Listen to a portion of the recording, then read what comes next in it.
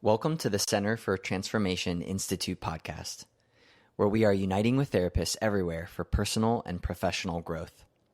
Your journey starts here at the place therapists grow.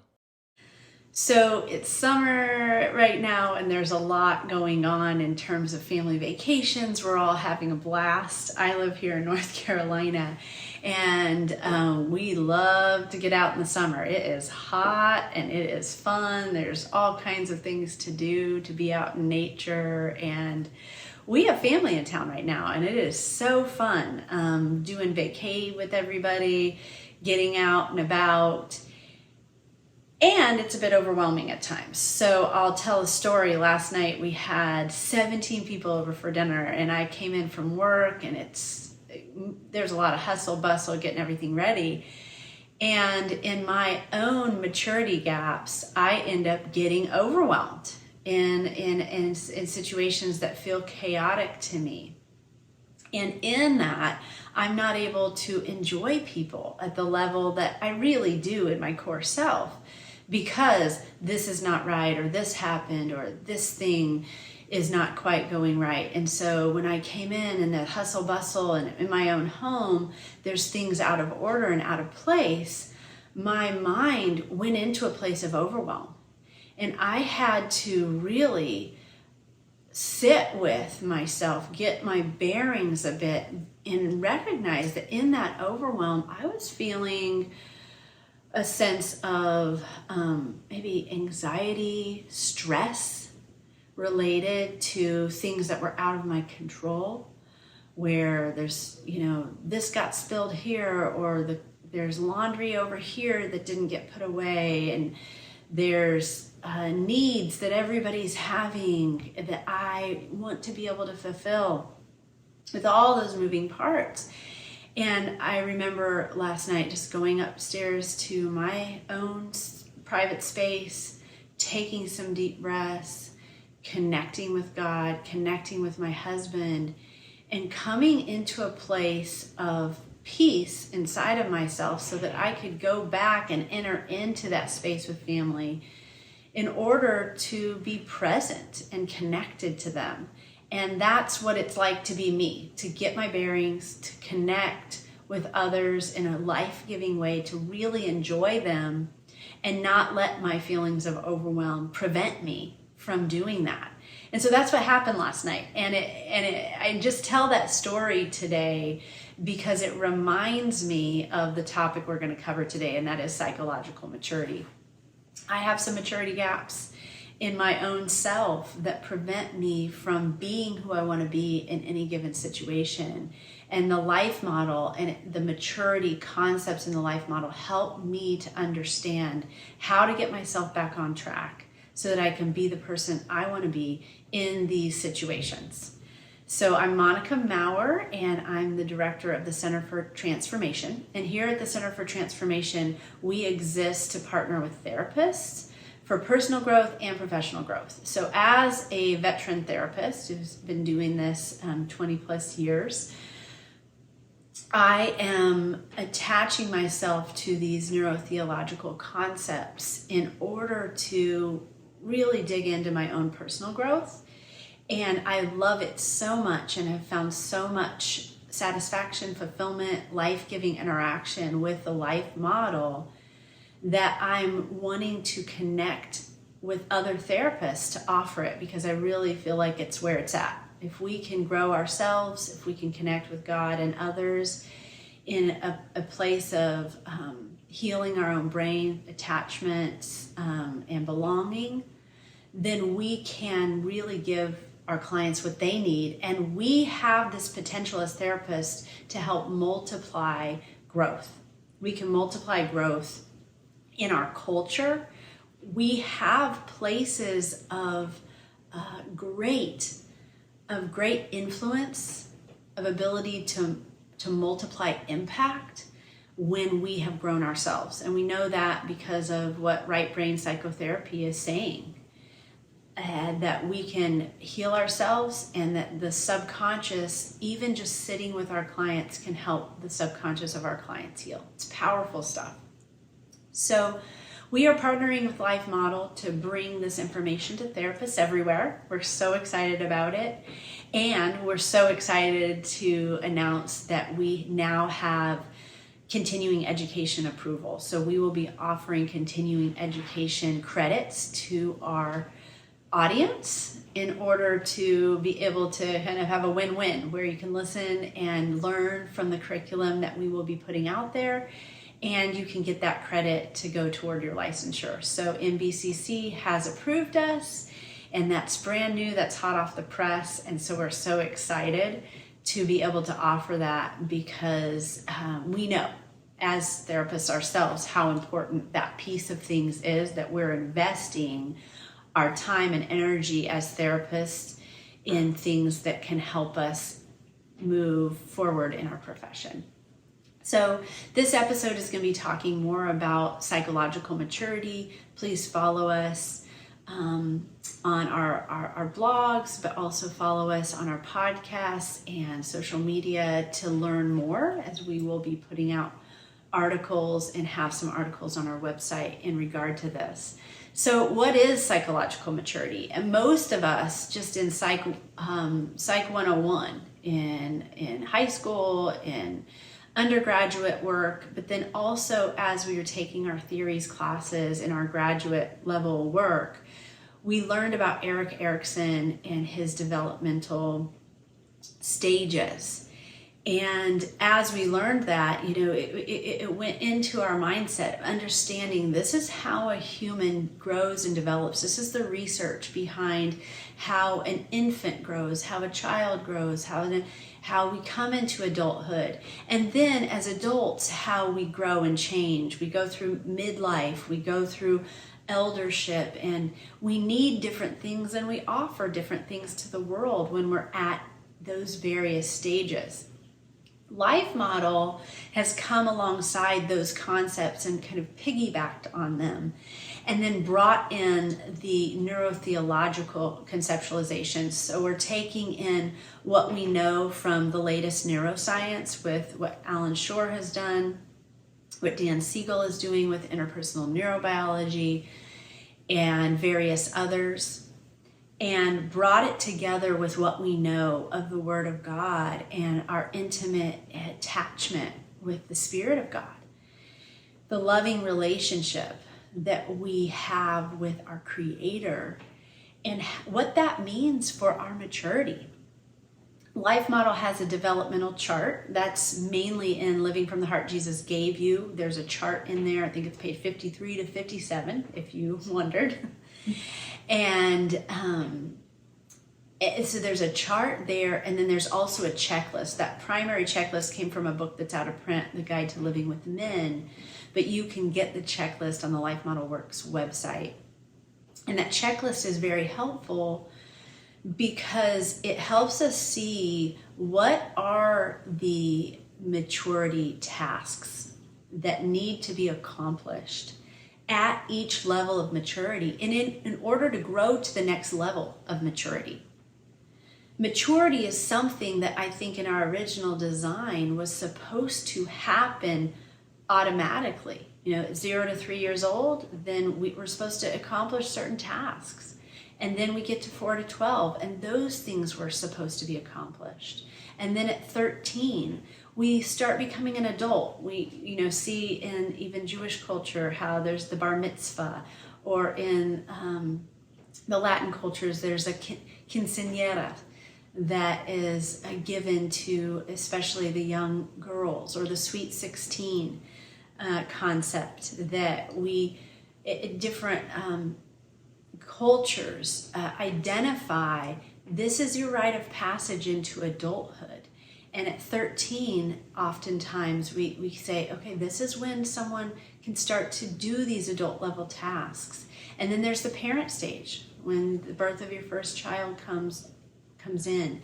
You can start to generate and develop these maturity tasks. And then there's eldership, when your children have become adults and you're then giving to the community. So when we look at those stages of development through the lens of the Life Model, we can see that there are various tasks to accomplish at each stage, The problem is that nothing is perfect, right? And we live in an imperfect world, and as humans, we are imperfect. And there's lots of trouble along the way, and while we're trying to develop into these maturity stages, there's things that don't go right, and so all the tasks for each stage aren't accomplished. That leaves us with gaps in our maturity where we're, by age and by body growth, we're growing into the next stage, but our psychology is lagging behind. And so that's the issue with psychological maturity, is that there are gaps. We could be functioning in some ways at an adult, parent, or elder level of maturity, but when there's gaps in our infant or child checklist tasks, then it presents problems. And those problems may not show up on any given day or any given moment.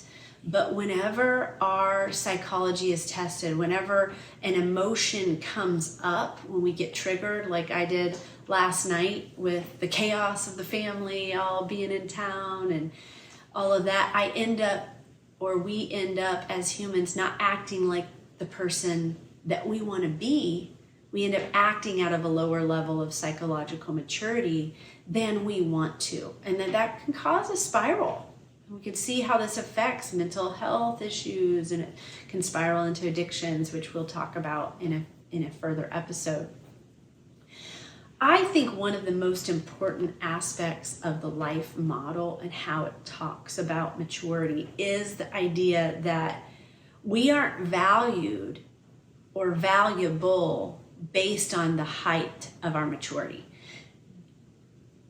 As humans, we value babies, we love babies, and we expect them to be immature. We don't expect them to be able to change their own diaper or feed themselves. The baby is going to cry, and we're able to have tolerance and compassion for that.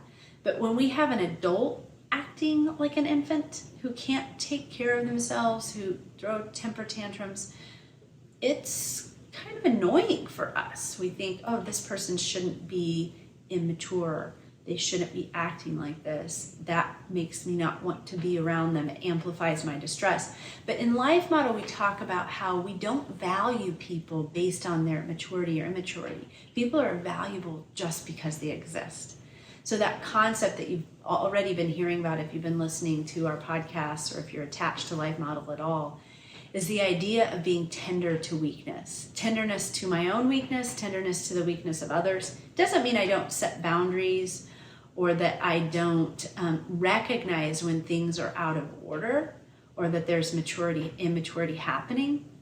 What it means is I am able to be compassionate, see others through the lens of who they are, in terms of their existence and their value, of how God sees them to be, of how God values them, that I'm able to be compassionate towards someone, empathic, share pain with them, understand that the reason they're acting like they're acting may be because of their own history, their own pain, etc., so that I can be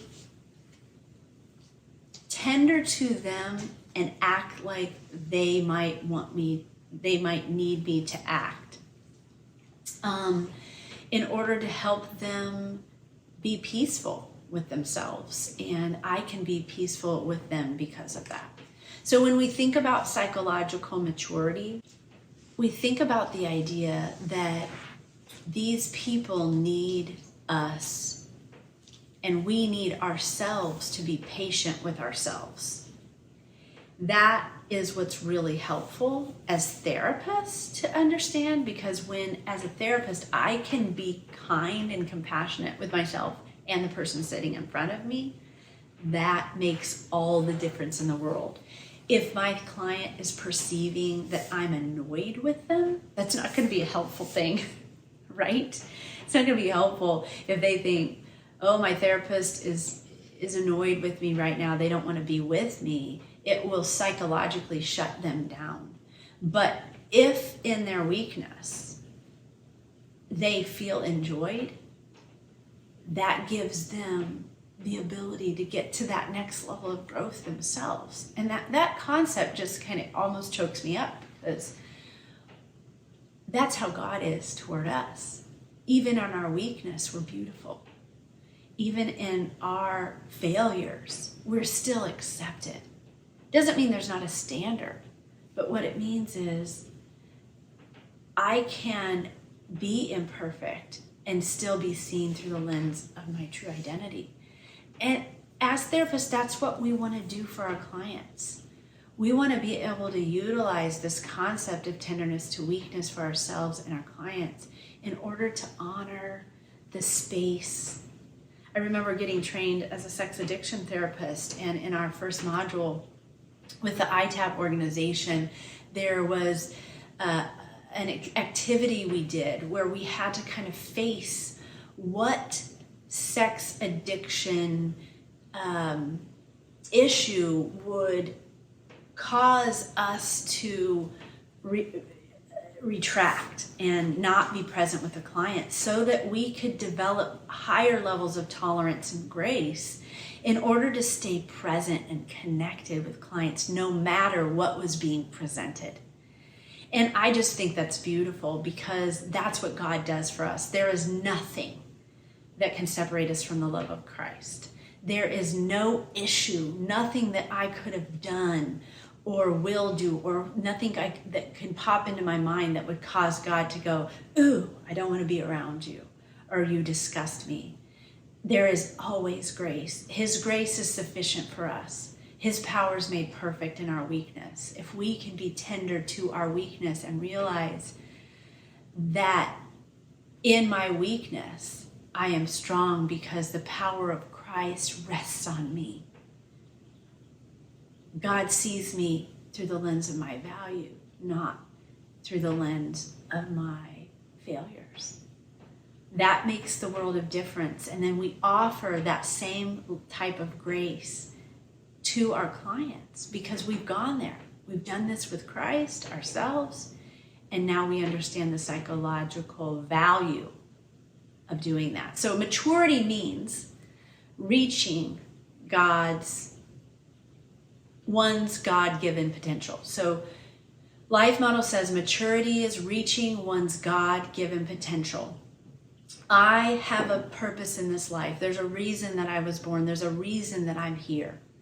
And when I know that, and I understand, like, I can see myself through that lens of who God's created me to be, then what happens is I live according to that. So my zigs and zags in this world in terms of my maturity gaps and how I rabbit trail into not acting like myself sometimes doesn't get me off course, because I can course correct, get back to this is who I am, this is who I'm called to be, and I can get a vision and a focus for how to stay on course. This is who I'm called to be. This is who God's created me to be. Now, my goal is to reach my God-given potential. I know Kurt Thompson with the Christian lens of interpersonal neurobiology talks about this in The Soul of Shame, that shame is spiritual warfare. It gets me off course for recognizing what my God-given potential is in life. And creativity and risk-taking is all there in understanding who I am in Christ. And when I can really attach to that and not let my weaknesses and my failures get me so off track, but actually view them as benefits, right? Because then I can course correct, let the power of Christ rest on me. Then his power is what propels me forward. And so maturity says, I am course correcting, I'm getting back on track, I'm using the walking in the Spirit concept to get me back on track for maturity growth in order to become all God's created me to be in this world.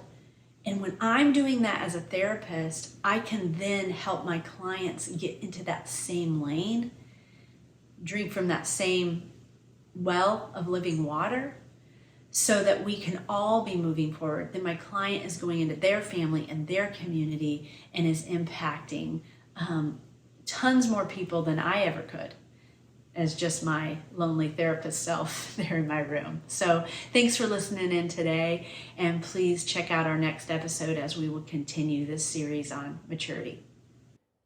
Thanks for tuning in to this week's episode of The Place Therapists Grow. We hope you will join us next Monday.